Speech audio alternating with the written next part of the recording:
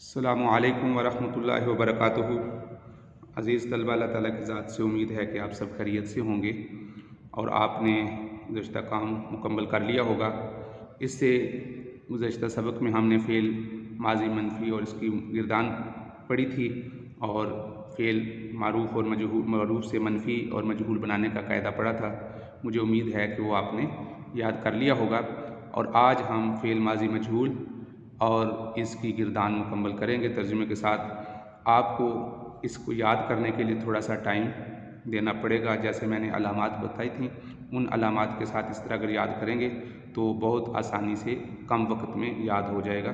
اور اس کا یاد کرنا اس لیے بھی ضروری تھا کہ قرآن مجید میں جتنی بھی قرآن مجید میں احادیث میں جہاں بھی ماضی کے صیغے ہیں وہ آپ کو فوراً اس میں کسی قسم کی تبدیلی نہیں ہوگی، اس میں اسی طرح آخر میں علامات وہی ہوں گا، جیسا کہ میں آپ کو بتا چکا تھا کہ رباعی میں یعنی 4 حرفی ماضی میں اور اسی طرح ثلاثی مزید فی میں یہ جو علامات ہیں وہ ایسے ہی رہتی ہیں۔ تو اب آج ہم فعل ماضی مجہول پڑھیں گے، تو سبق شروع کرنے سے پہلے آپ یہ دعا پڑھ لیجئے: ربی یسر ولا تعسر وتمم بالخیر وبک نستعین یا فتاح یا فتاح یا فتاح۔ جی بیٹا، آپ کتابیں کھول لیجئے۔ جی بیٹا دیکھیے گا، فعل ماضی منفی مجہول، کیونکہ معروف ہم پیچھے پڑھ چکے ہیں، فعل ماضی معروف اور اس کا طریقہ پڑھ چکے ہیں کہ منفی کیسے بناتے ہیں، یہ بھی پڑھ لیا۔ آج ہم اس کو تھوڑا سا دہرا کر پھر انشاءاللہ ہم گردان شروع کرتے ہیں۔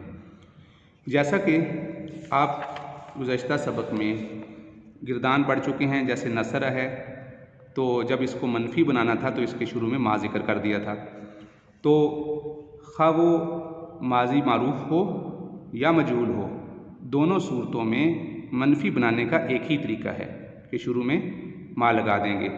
اور اسی طرح جیسا کہ آپ نے کتاب میں یہاں پڑھا تھا کہ ما نافیہ کا اضافہ شروع میں کر دیتے ہیں تو اس سے فعل ماضی منفی بن جاتا ہے۔ تو یہ معروف کا طریقہ تھا، اور بالکل بھی عینی ہی یہی طریقہ مجہول کا ہے کہ مجہول کے بنانے کے لیے بھی شروع میں ما کا اضافہ کر دیا جاتا ہے، جیسے آپ کے سامنے یہاں پر لکھا ہوا ما نصیرہ۔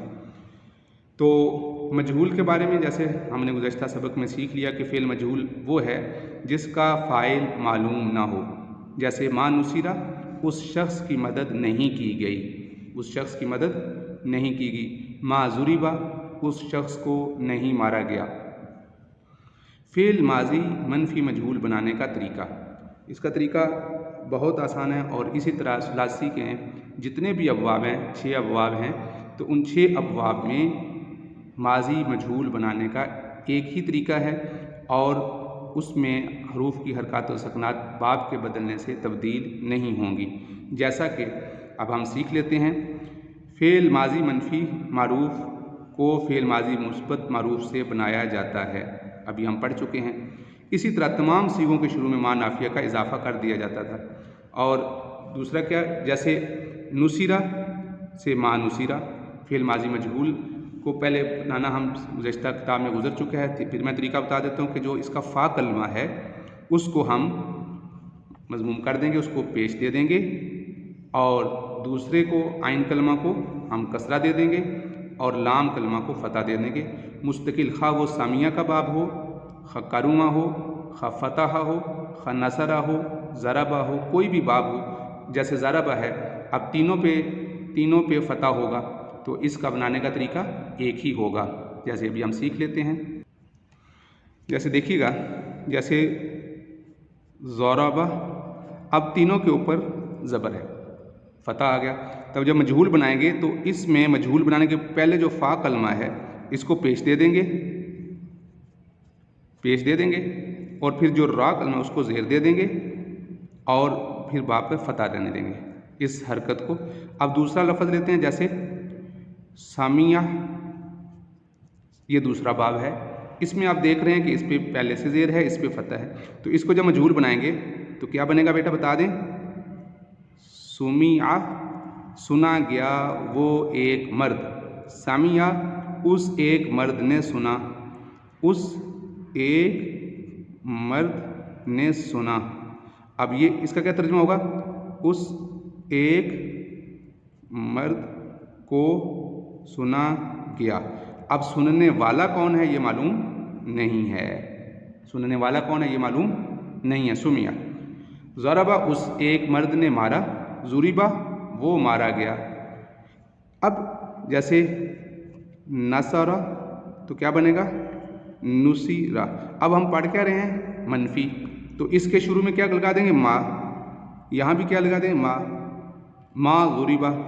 और अगर ज़रबा हो तो इससे ज़ुरिबा बना, तो माँ ज़ुरिबा वो एक नहीं मारा गया। तो ये मेरा ख्याल है आपको तरीका समझ आ गया। अब हम आते हैं गिरदान की तरफ, जो हमने तरीका सीखा था मारूफ के अंदर कि इसको याद करने के लिए आप रट्टा भी लगाएं, लेकिन जो मैं पहले आपको अलामात बता चुका हूँ उसके मुताबिक याद करें तो बहुत आसानी से याद हो जाएगा। और उन अलामात को पक्का ज़हन में अज़बर कर लें। कुरान मजीद में कहीं भी वो लफ्ज़ हदीस में आएगा तो आपको फ़ौरन मालूम हो जाएगा।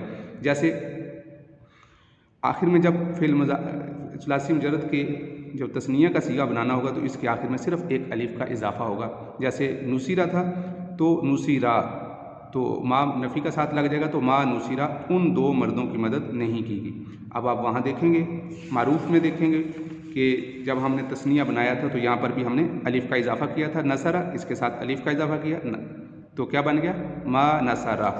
अब हम आते हैं मजहूल की तरफ, उसके बाद जमा की तरफ, जमा मुज़क्कर गायब मा नुसीरू, आखिर में वाओ। फिर ता के लिए मैंने बताया था ता के ऊपर सुकून भी आता है, फ़तह भी आता है, कसरा भी आता है और ज़मा भी आता है। और तीनों सूरतों में यानी ज़बर, ज़ेर, पेश और सुकून की सूरतों में तब्दीली होती है। यानी अगर साकिन होगा तो वाहिद मुअन्नस गायब, अगर इसी तरह ता के ऊपर ज़बर होगी वाहिद मुज़क्कर हाजिर, ज़ेर होगी वाहिद मुअन्नस, और इसी तरह जब पेश होगी तो वाहिद मुतकल्लिम।